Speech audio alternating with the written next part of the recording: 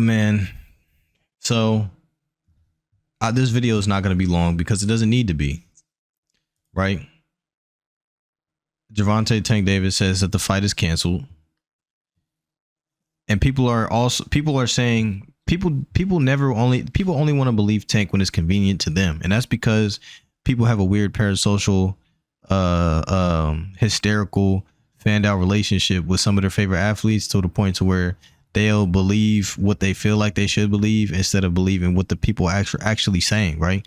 Tank said he's going to retire in 2025. Tank said in the press conference that he wasn't feeling like himself, but on fight night he will. Tank said, and, Lamont said that he heard in the streets because they know some of the same people that, Tank is not focused. Tank is not, he may not be ready. He may not be locked in. On top of that, the fact that there's been a lot of criticism towards Tank Davis for this last fight, for his fight against Lamont Roach, and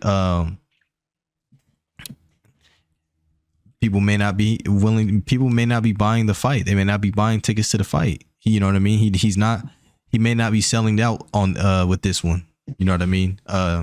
He sold out of his fights before at some of the, his previous fights. But people are starting to now look at his resume. If you go and look at the climate of what Tank Davis' algorithm is on social media and on YouTube, it's more of who did he fight? What's his resume? He's a 30-year-old prospect. His resume is fake. It's inflated. All this type of stuff. There's a lot of criticism. And if you look at his resume, I think I made a video about it not too long ago. I feel as though there's some weight to the criticism because he's been robbing the bank for so long. And I use that term specifically because where people have been loyal buying his fights because they're funding, they're buying his fights in hopes that the next fight will be Shakur, the next fight will be Devin, the next fight will be, but then out of nowhere, here comes some random opponent that nobody asked for.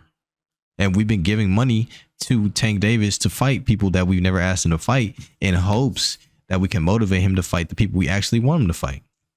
Now, after this, people, I guess they've been asking Lamont Roach why instead of asking Tank why. He said that the fight is canceled, and Lamont Roach says March 1st, Brooklyn and new. And he's like, what y'all keep asking me for? He said that, not me. I'm locked in and it ain't changed. So again, we don't know if he's taking pages out of Ryan Garcia's book, if he's just all over the place as some sort of a tactic to throw Lamont Roach off. But Lamont Roach, he's still been locked in.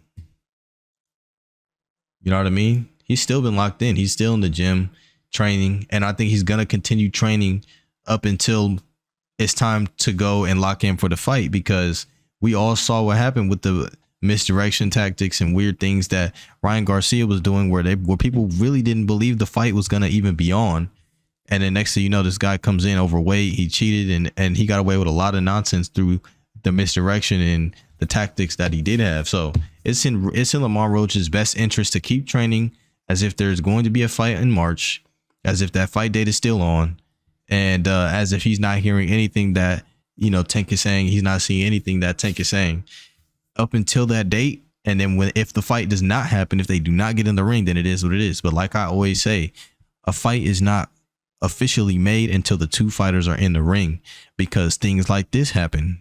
Weirder things have happened in boxing, but this is one of the normal. I feel like boxing is right on time with this level of weirdness. So with that being said, leave your thoughts in the comment section. I'm gone.